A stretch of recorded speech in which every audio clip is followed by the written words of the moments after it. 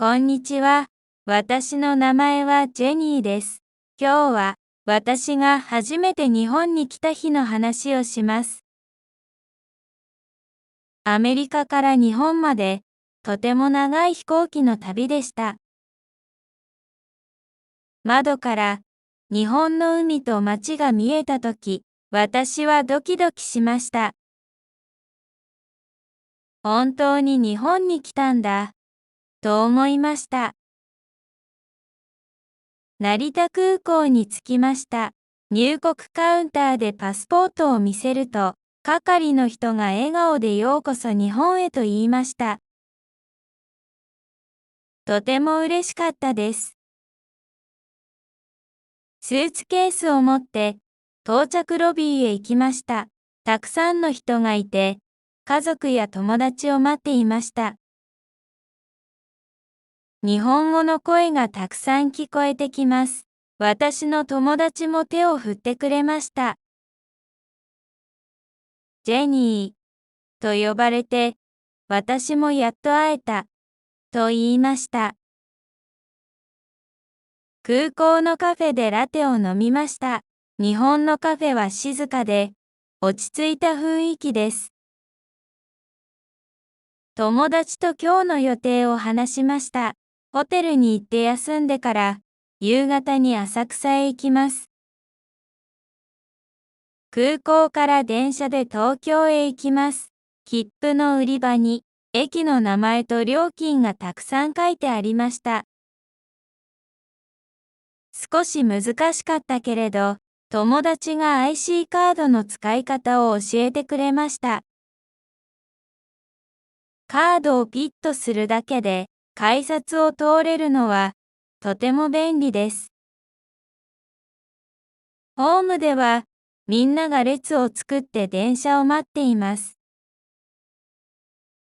電車が来ると、先に降りる人が出てから、みんな静かに乗ります。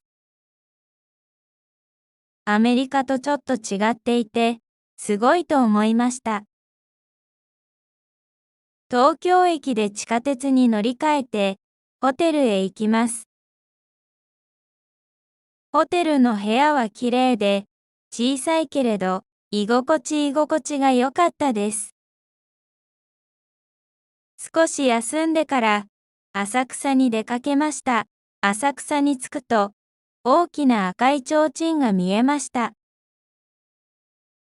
わー、写真より大きい、とびっくりしました。仲見世通りでは、お土産や食べ物のお店がたくさんありました。お店の人が食べてみてとせんべいをくれました。とても優しい人たちだと思いました。浅草寺では、まず手を洗って口をすすぎます。お参りをして、鈴を鳴らし、心の中で願い事をしました。鐘の音が響いて、とても落ち着いた気持ちになりました。その後、川の近くまで歩き、東京スカイツリーのライトアップを見ました。夕焼けから夜になり、スカイツリーが光る景色は本当に綺麗でした。夜は居酒屋に行きました。周りの人が乾杯と言ってグラスを合わせています。私も乾杯と言って乾杯しました。焼き鳥や唐揚げを食べながら今日の楽しかったことを話しました。ホテルに帰るとき、足は疲れていましたが、心はとても幸せでした。窓から東京の夜景を見て、明日はどんな1日になるかなとワクワクしました。こうして、日本での最初の1日が終わりました。初めて見る景色、食べ物、人、すべてが新しくて、大切な思い出になりました。こんにちは、ジェニーです。今日は日本に来て2日目のことを話します。この日は朝からワクワクしていました。なぜなら、ずっと行きたかった渋谷と原宿に行く日だったからです。朝、ホテルで朝ごはんを食べました。ご飯、お味噌汁、鮭、卵焼き。日本の朝ごはんはとてもバランスが良くて、美味しかったです。準備をして、地下鉄に乗って渋谷へ行きます。駅を出ると、目の前にたくさんの人、信号が青になると、一度にたくさんの人が道を渡ります。ああ、これが有名な渋谷スクランブル交差点なんだ、と感動しました。ビルの大きなスクリーンには CM や音楽の映像が流れています。まるで映画のセットの中にいるようでした。交差点を渡るとき、写真や動画を撮っている人も多かったです。私もスマホで動画を撮って友達に送りました。少し歩くとハチ公の像がありました。映画で見たことがあったので、本物を見て嬉しかったです。ハチ公の前では観光客が写真を撮っていました。私も記念写真を撮ってもらいました。その後、渋谷のショッピングビルに入りました。ファッションのお店、カフェ、雑貨のお店、かわいい服やカバンがたくさんあって、目移りしました。お土産に小さな和柄のポーチを買いました。お昼ご飯は渋谷のカフェでオムライスを食べました。ふわふわの卵とケチャップライスがとても美味しかったです。午後は山手線で原宿へ行きました。駅を出ると竹下通りがすぐに見えます。色とりどりのお店が並んでいて、人がとても多かったです。外国人観光客もたくさんいました。竹下通りでは、かわいいアクセサリーや洋服、クレープのお店がたくさんあります。私はチョコバナナのクレープを買いました。甘くて、バナナとクリームの組み合わせが最高でした。途中で、カラフルな髪の若い人たちが楽しそうに歩いているのを見ました。原宿は自由なファッションの街なんだな、と感じました。通りを歩き終わった後、近くの明治神宮にも行きました。大きな鳥居をくぐると、静かで落ち着いた森の中を歩きます。さっきまでの賑やかな原宿とは全く違う空気です。神社でお参りをして、おみくじを引きました。英語でも説明が書いてあって、意味がわかりました。夕方は、再び渋谷に戻り、駅の近くの居酒屋で夜ご飯を食べました。焼き魚、唐揚げ、枝豆、日本のおつまみは、どれも美味しいです。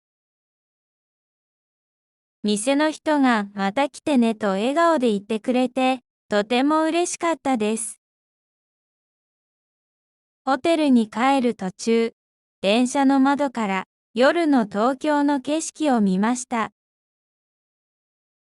高いビルの明かりや、道を走る車のライトがキラキラして、とても綺麗でした。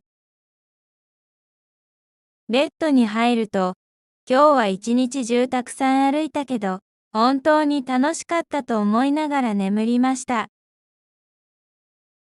こうして、日本での2日目が終わりました。渋谷と原宿は、賑やかで、カラフルで、私にとって忘れられない場所になりました。こんにちは、ジェニーです。今日は、日本に来て3日目のことを話します。この日は朝から新幹線に乗って、京都に行きました。朝6時半にホテルを出ます。まだ外は少し暗くて、東京駅までの電車も空いていました。駅に着くと、大きな駅弁のお店があります。私はサンドイッチとお茶を買いました。新幹線のホームに行くと、白くて長い電車が止まっています。写真で見たことはあったけど、本物はもっと大きくてかっこよかったです。新幹線が動き始めると、とても静かで、しかも速く走ります。窓からは、富士山も見えて、わあ、綺麗、と思わず声が出ました。2時間ちょっとで京都駅に到着しました。まずは有名な金閣寺へ行きます。バスに乗って約40分。降りると、目の前に金色に輝くお寺がありました。池に映る金閣寺もとても綺麗で、まるで絵のようでした。外国から来た観光客もたくさんいて、みんな写真を撮っていました。次は嵐山に行きました。竹林の道を歩くと、風が竹の葉を揺らす音が聞こえます。緑に囲まれて、とても静かで気持ちよかったです。近くで抹茶アイスを買って食べました。甘くて少し苦くて、疲れた体にぴったりでした。お昼は川の近くのお店で湯豆腐を食べました。優しい味で、とても美味しかったです。店の人もゆっくりしていってくださいと、笑顔で言ってくれました。午後は清水寺へ行きました。坂道の両側にはお土産屋さんが並び、和菓子やお茶、きれいな和風の小物がたくさんありました。清水寺の舞台からは、京都の街がよく見えます。赤い屋根や古い街並みが広がって、とても美しい景色でした。夕方になると、祇園を少し歩きました。石の道や古い町屋が並んでいて、タイムスリップしたような気分です。運が良ければ舞妓さんに会えると聞きましたが、この日は残念ながら会えませんでした。夜は京都駅に戻って、駅ビルのレストランで天ぷら定食を食べました。サクサクのエビ天と温かいご飯、お味噌汁、一日の最後にぴったりのご飯でした。新幹線で東京に帰る頃には、外はもう真っ暗。窓に映る自分の顔を見ながら、今日は本当に素晴らしい一日だったと思いました。こうして、日本での3日目が終わりました。京都は歴史と自然と食べ物、すべてが特別で、また必ず来たいと思いました。こんにちは、ジェニーです。今日は、日本に来て4日目のことを話します。この日は朝から新幹線で大阪に行きました。そして、午後は奈良にも行きました。朝7時にホテルを出て、東京駅から新幹線に乗ります。窓の外の景色がどんどん変わっていくのを見ていると、あっという間に大阪に着きました。まずは有名な道頓堀へ向かいます。道頓堀に着くと、大きな看板がたくさん見えます。カニの足が動くカニ道楽の看板や、大きなグリコのマーク、写真や動画で見たことはあったけど、本物は迫力があります。川の横の道を歩くと、たくさんの観光客が写真を撮っていました。私もグリコポーズで写真を撮りました。お昼ご飯は、大阪名物のお好み焼きです。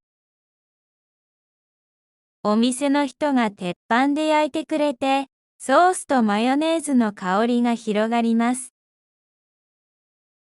熱々で、外は少しカリッとしていて、中はふわふわ、とても美味しかったです。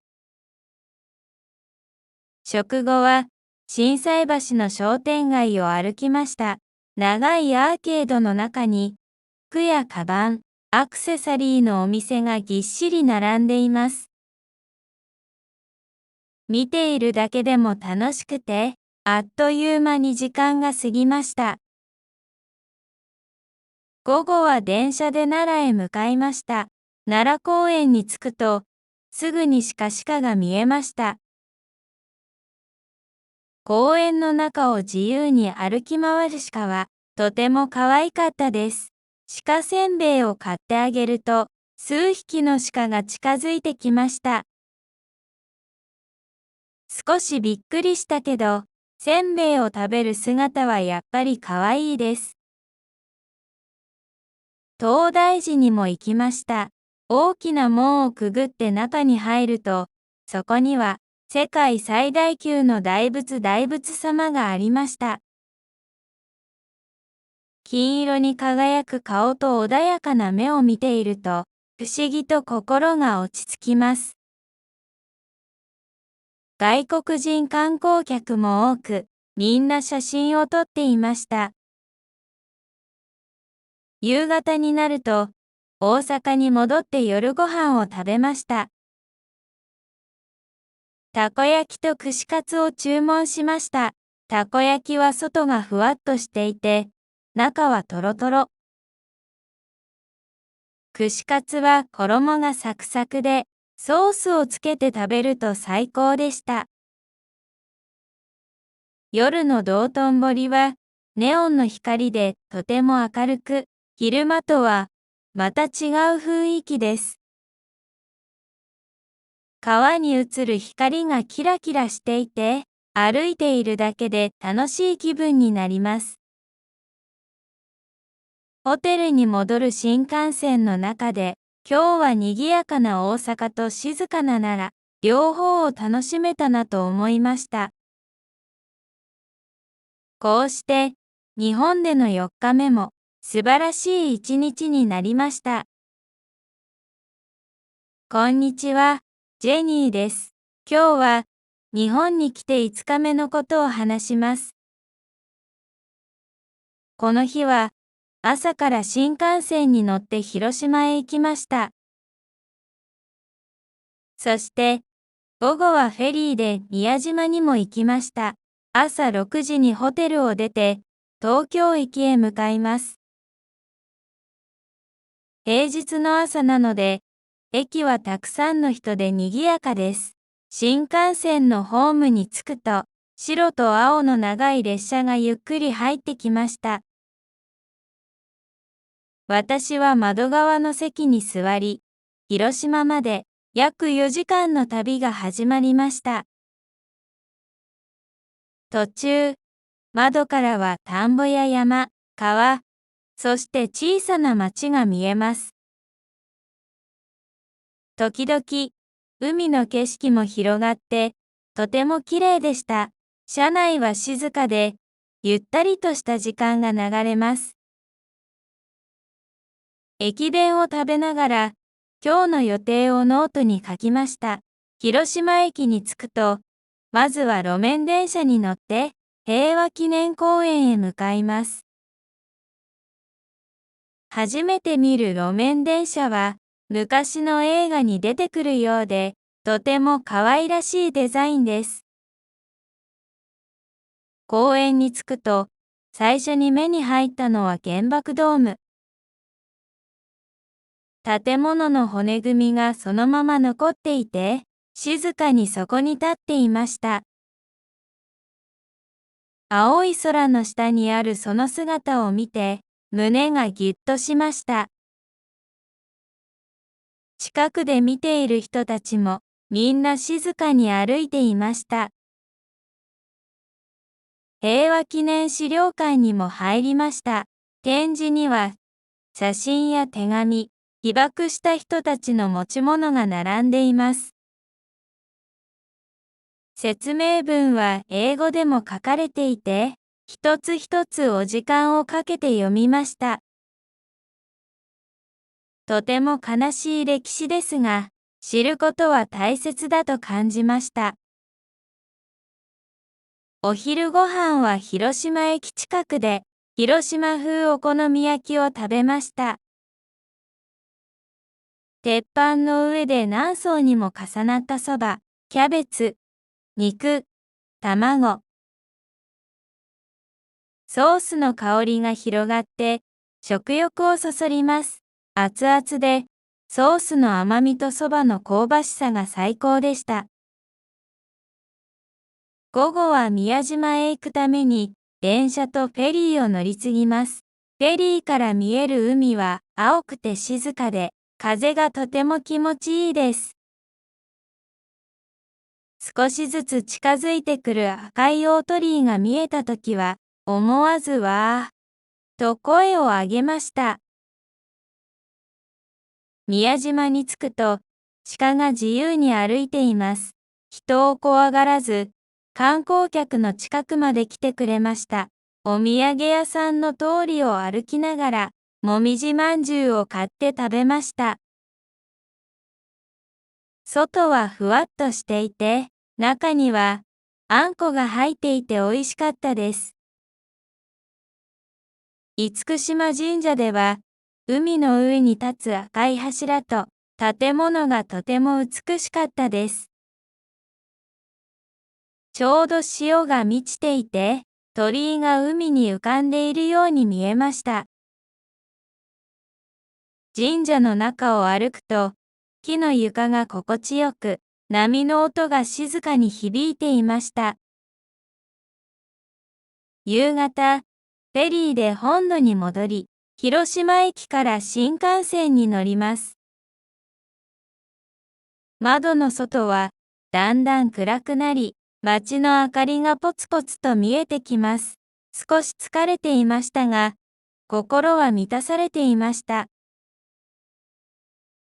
ホテルに戻ると、今日はたくさん歩いたけど、本当にいい一日だったと思いました。広島では歴史を学び、宮島では美しい景色と文化を楽しむことができました。日本でしかできない体験がまた一つ増えました。こんにちは、ジェニーです。今日は日本に来て6日目のことを話します。この日はずっと行きたかった北海道に行きました。大きな自然、美味しい食べ物、そして新しい景色に出会える日です。朝5時、まだ外は暗い時間にホテルを出ました。東京の朝は静かでしたが、駅に近づくとだんだん人が増えてきます。平日の朝だから、通勤する人たちが早足で歩いていました。今回の旅は日帰りなので、スーツケースは持たず、小さなバッグだけ。その中にはカメラと水筒、昨日コンビニで買ったお菓子が入っていました。羽田空港に着くと、大きな電光掲示板に札幌、福岡、沖縄など、全国の都市名が並んでいます。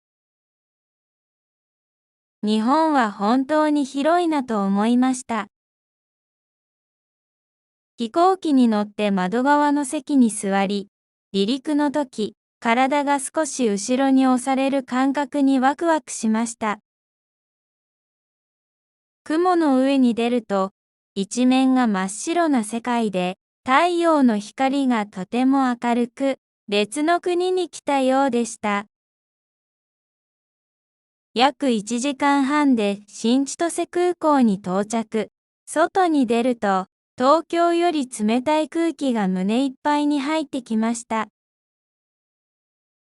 空港から電車に乗り、窓の外に広がる広い畑と、遠くの山々を見ながら札幌へ向かいます。札幌駅に着くと、大きな駅ビルと高いビルが並んでいて、まずは有名な時計台を見に行きました。白い壁と緑の屋根が可愛らしく、観光客が次々と写真を撮っていたので、私も撮りました。その後大通公園を歩き、花壇や噴水を見ながらベンチで休憩。近くの売店で甘いトウモロコシを食べました。お昼は札幌名物の味噌ラーメン。濃い色のスープに黄色い縮れ麺。上にはコーンとバターとチャーシュー。バターが溶けてスープがまろやかになり、体が温まりました。午後は電車で小樽へ行きます。駅を出ると潮の香りがして、少し歩くと小樽運河が見えました。両側に古いレンガの倉庫が並び、水面に空と建物が映っていました。運河沿いを歩いてガラス細工のお店に入り、小さな雪だるまの置物をお土産に買いました。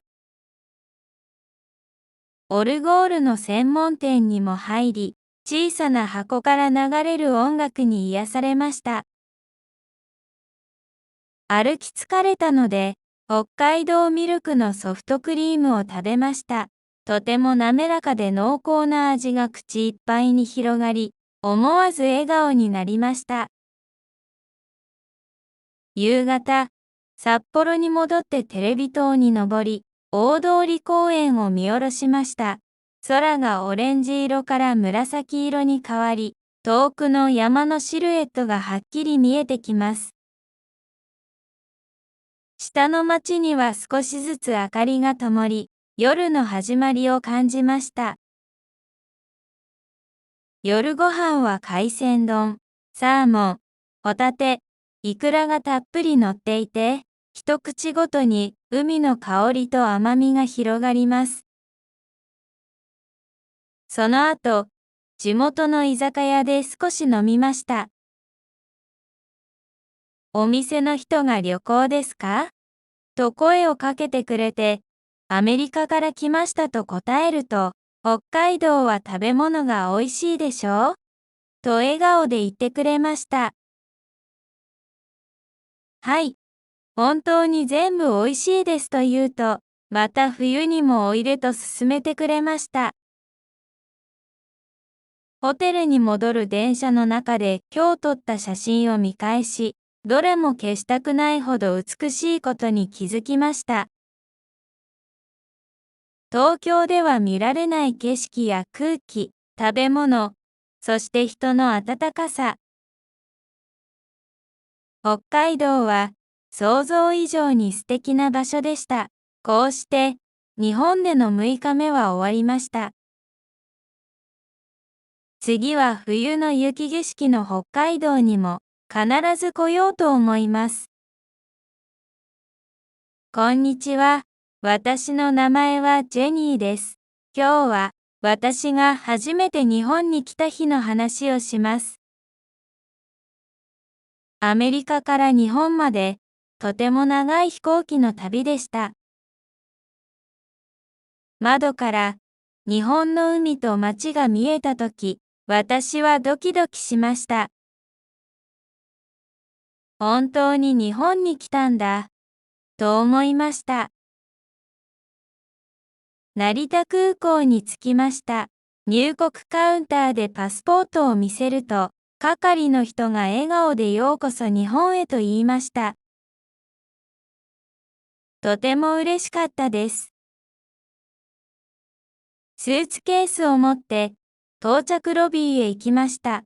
たくさんの人がいて、家族や友達を待っていました。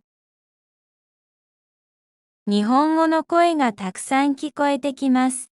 私の友達も手を振ってくれました。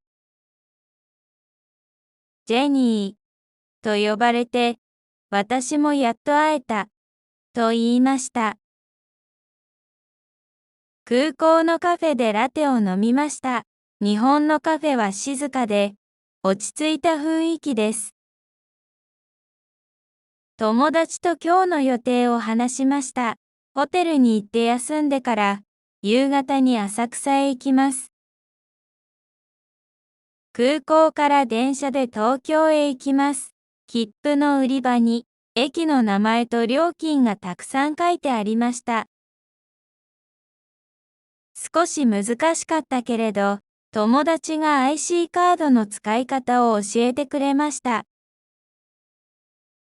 カードをピッとするだけで、改札を通れるのは、とても便利です。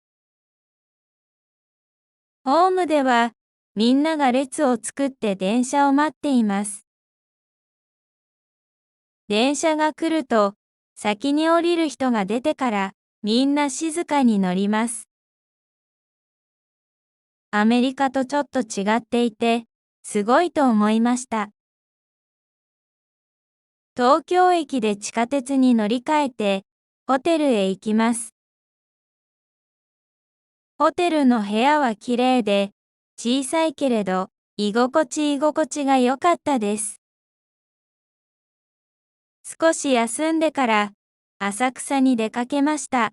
浅草に着くと、大きな赤い提灯が見えました。わー、写真より大きい、とびっくりしました。仲見世通りでは、お土産や食べ物のお店がたくさんありました。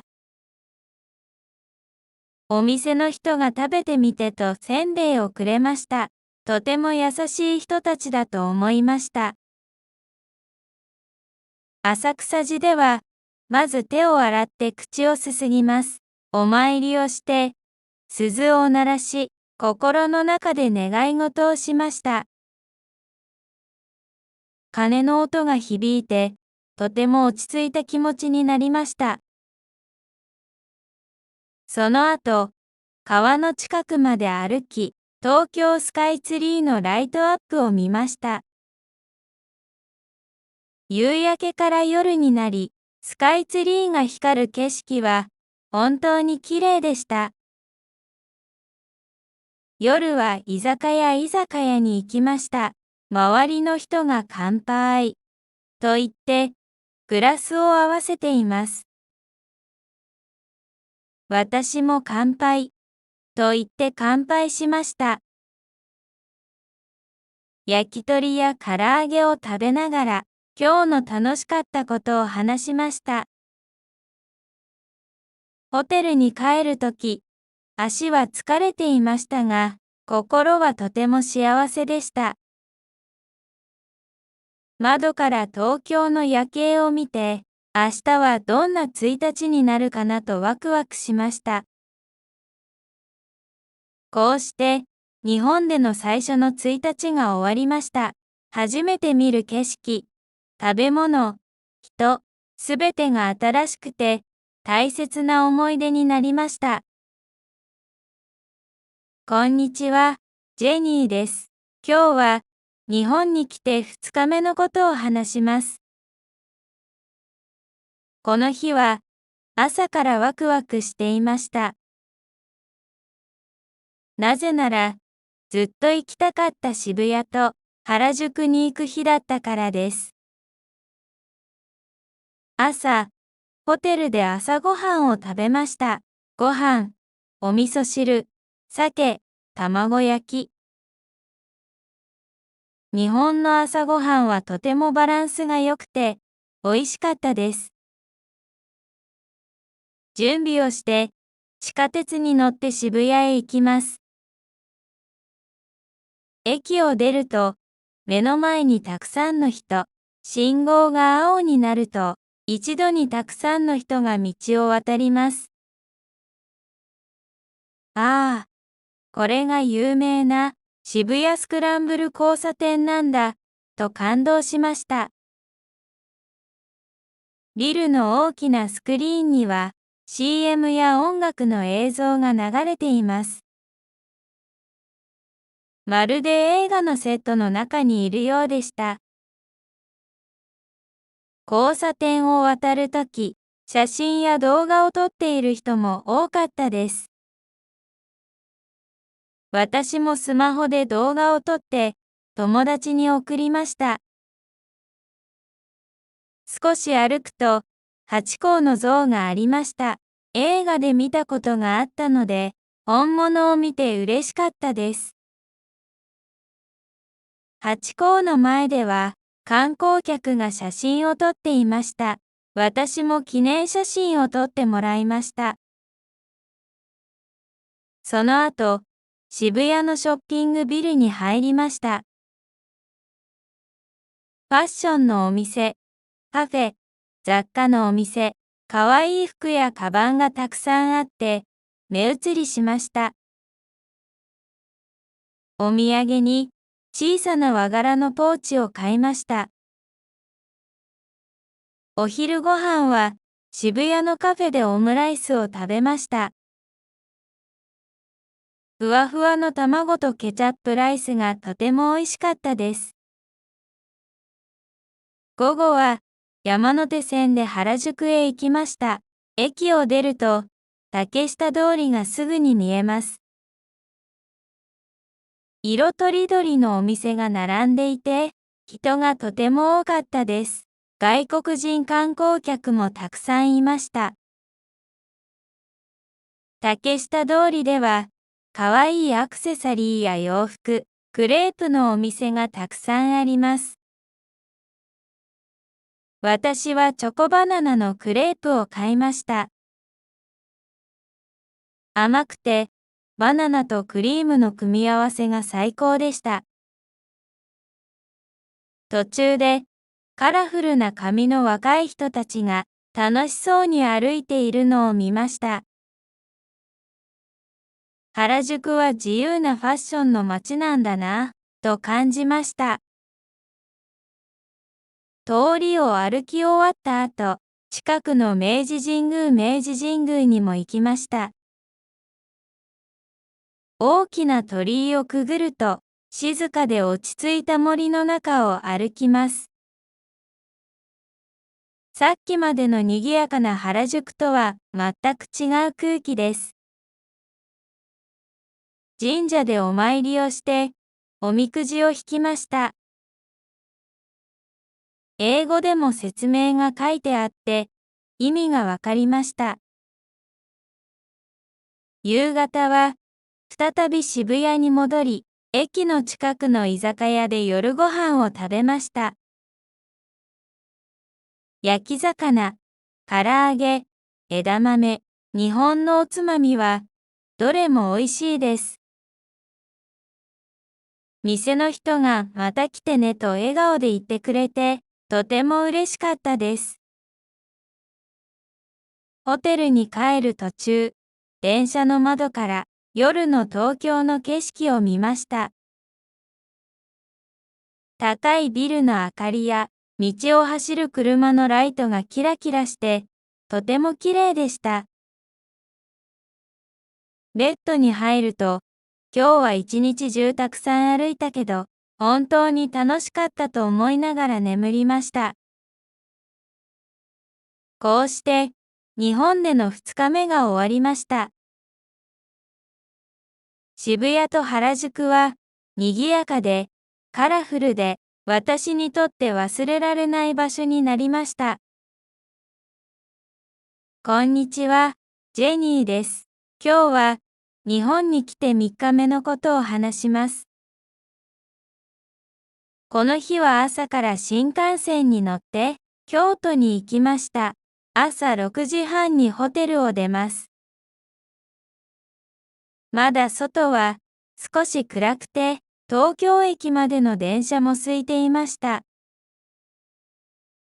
駅に着くと、大きな駅弁のお店があります。私はサンドイッチとお茶を買いました。新幹線のホームに行くと、白くて長い電車が止まっています。写真で見たことはあったけど、本物はもっと大きくてかっこよかったです。新幹線が動き始めると、とても静かで、しかも速く走ります。窓からは、富士山も見えて、わあ、綺麗、と思わず声が出ました。2時間ちょっとで京都駅に到着しました。まずは有名な金閣寺へ行きます。バスに乗って約40分。降りると、目の前に金色に輝くお寺がありました。池に映る金閣寺もとても綺麗で、まるで絵のようでした。外国から来た観光客もたくさんいて、みんな写真を撮っていました。次は嵐山に行きました。竹林の道を歩くと、風が竹の葉を揺らす音が聞こえます。緑に囲まれて、とても静かで気持ちよかったです。近くで抹茶アイスを買って食べました。甘くて少し苦くて、疲れた体にぴったりでした。お昼は川の近くのお店で湯豆腐を食べました。優しい味で、とても美味しかったです。店の人もゆっくりしていってくださいと、笑顔で言ってくれました。午後は清水寺へ行きました。坂道の両側にはお土産屋さんが並び、和菓子やお茶、きれいな和風の小物がたくさんありました。清水寺の舞台からは、京都の街がよく見えます。赤い屋根や古い街並みが広がって、とても美しい景色でした。夕方になると、祇園を少し歩きました。石の道や古い町屋が並んでいて、タイムスリップしたような気分です。運が良ければ舞妓さんに会えると聞きましたが、この日は残念ながら会えませんでした。夜は京都駅に戻って、駅ビルのレストランで天ぷら定食を食べました。サクサクのエビ天と温かいご飯、お味噌汁、一日の最後にぴったりのご飯でした。新幹線で東京に帰る頃には、外はもう真っ暗。窓に映る自分の顔を見ながら、今日は本当に素晴らしい一日だったと思いました。こうして、日本での3日目が終わりました。京都は歴史と自然と食べ物、すべてが特別で、また必ず来たいと思いました。こんにちは、ジェニーです。今日は、日本に来て4日目のことを話します。この日は朝から新幹線で大阪に行きました。そして、午後は奈良にも行きました。朝7時にホテルを出て、東京駅から新幹線に乗ります。窓の外の景色がどんどん変わっていくのを見ていると、あっという間に大阪に着きました。まずは有名な道頓堀へ向かいます。道頓堀に着くと、大きな看板がたくさん見えます。カニの足が動くカニ道楽の看板や大きなグリコのマーク、写真や動画で見たことはあったけど、本物は迫力があります。川の横の道を歩くと、たくさんの観光客が写真を撮っていました。私もグリコポーズで写真を撮りました。お昼ご飯は、大阪名物のお好み焼きです。お店の人が鉄板で焼いてくれて、ソースとマヨネーズの香りが広がります。熱々で、外は少しカリッとしていて、中はふわふわ、とても美味しかったです。食後は、心斎橋の商店街を歩きました。長いアーケードの中に、服やカバン、アクセサリーのお店がぎっしり並んでいます。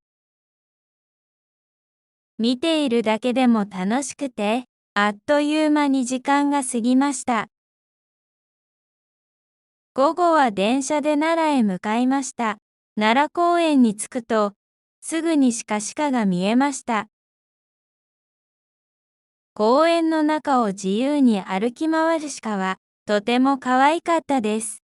鹿せんべいを買ってあげると、数匹の鹿が近づいてきました。少しびっくりしたけど、せんべいを食べる姿はやっぱり可愛いです。東大寺にも行きました。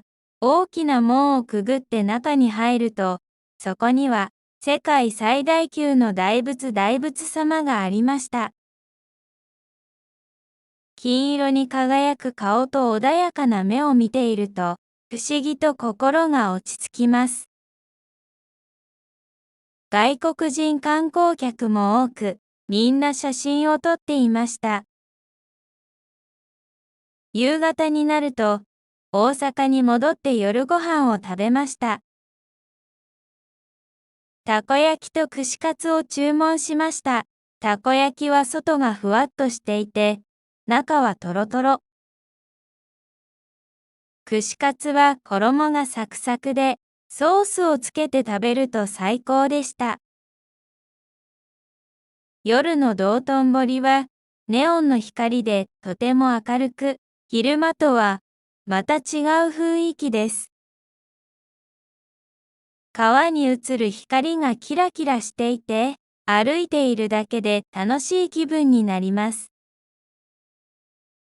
ホテルに戻る新幹線の中で、今日は賑やかな大阪と静かな奈良、両方を楽しめたなと思いました。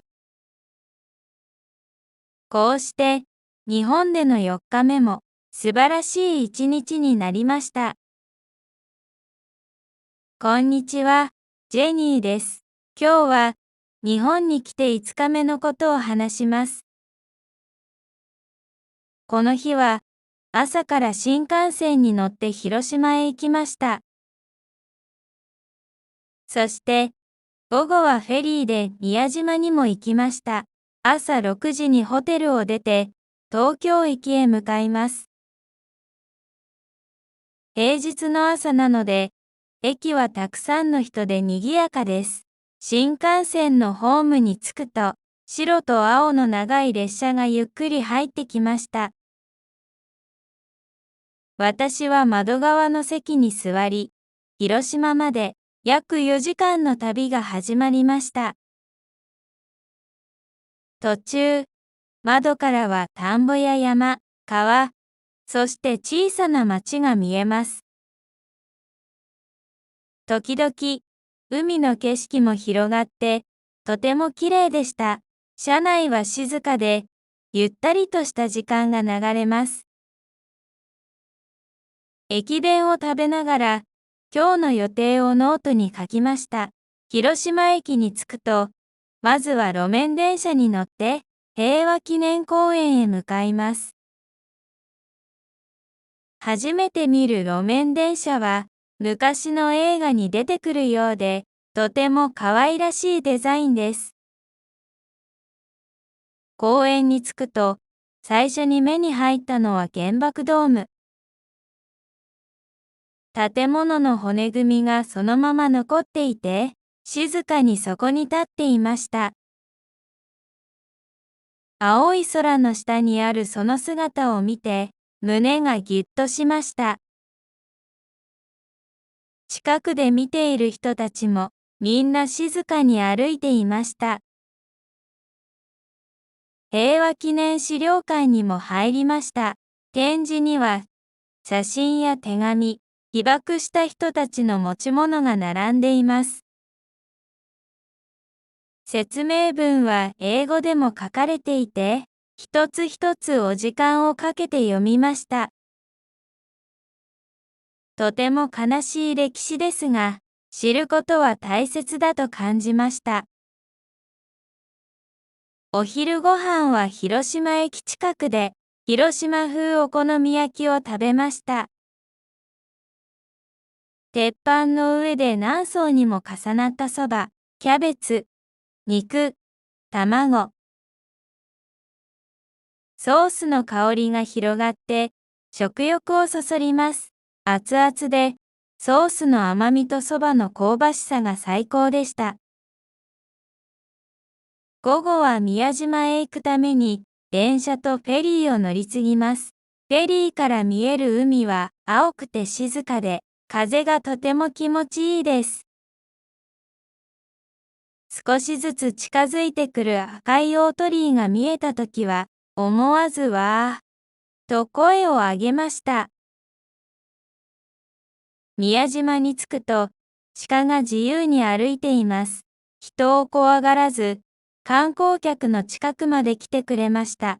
お土産屋さんの通りを歩きながら、もみじまんじゅうを買って食べました。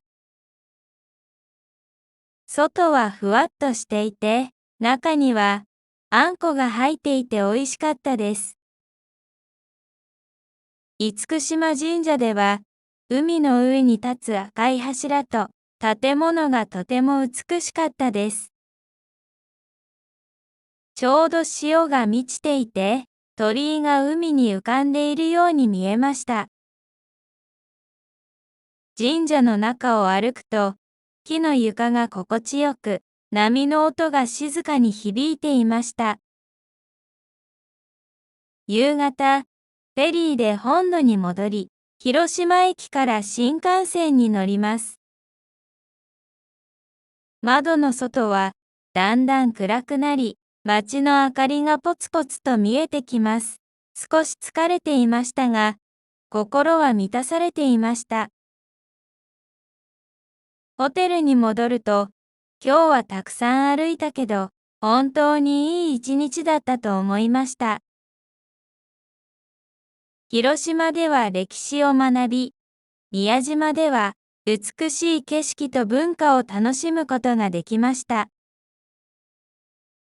日本でしかできない体験がまた一つ増えました。こんにちは、ジェニーです。今日は日本に来て6日目のことを話します。この日はずっと行きたかった北海道に行きました。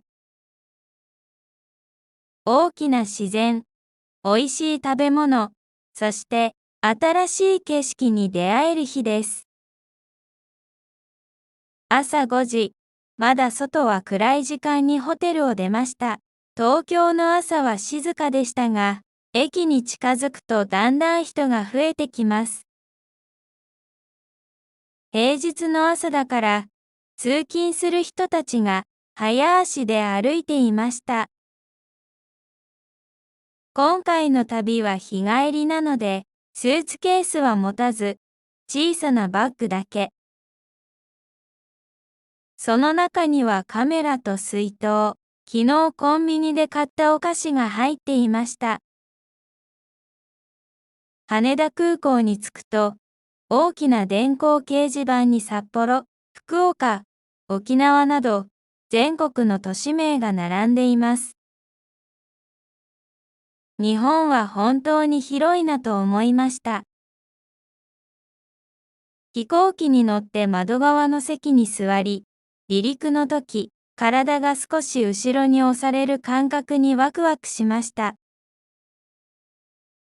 雲の上に出ると、一面が真っ白な世界で、太陽の光がとても明るく、別の国に来たようでした。約1時間半で新千歳空港に到着。外に出ると、東京より冷たい空気が胸いっぱいに入ってきました。空港から電車に乗り、窓の外に広がる広い畑と、遠くの山々を見ながら札幌へ向かいます。札幌駅に着くと、大きな駅ビルと高いビルが並んでいて、まずは有名な時計台を見に行きました。白い壁と緑の屋根が可愛らしく、観光客が次々と写真を撮っていたので、私も撮りました。その後大通公園を歩き、花壇や噴水を見ながらベンチで休憩。近くの売店で甘いトウモロコシを食べました。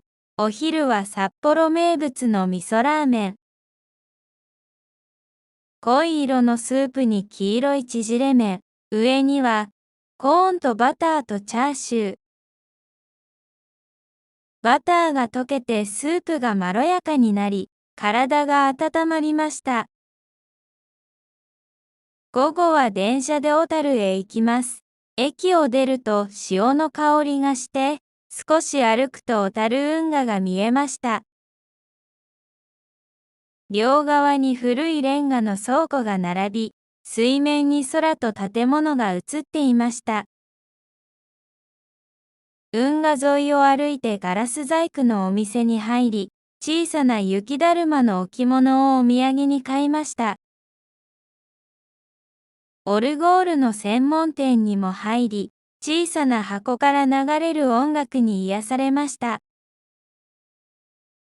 歩き疲れたので、北海道ミルクのソフトクリームを食べました。とても滑らかで濃厚な味が口いっぱいに広がり、思わず笑顔になりました。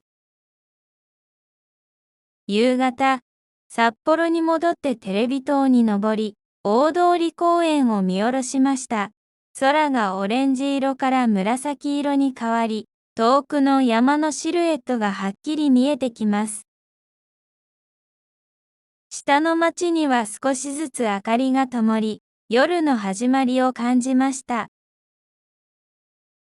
夜ご飯は海鮮丼、サーモン、ホタテ、イクラがたっぷり乗っていて、一口ごとに海の香りと甘みが広がります。その後、地元の居酒屋で少し飲みました。お店の人が旅行ですか？と声をかけてくれて、アメリカから来ましたと答えると、北海道は食べ物が美味しいでしょう？と笑顔で言ってくれました。はい。本当に全部美味しいですと言うと、また冬にもおいでと勧めてくれました。ホテルに戻る電車の中で今日撮った写真を見返し、どれも消したくないほど美しいことに気づきました。東京では見られない景色や空気、食べ物、そして人の温かさ。北海道は想像以上に素敵な場所でした。こうして日本での6日目は終わりました。次は冬の雪景色の北海道にも必ず来ようと思います。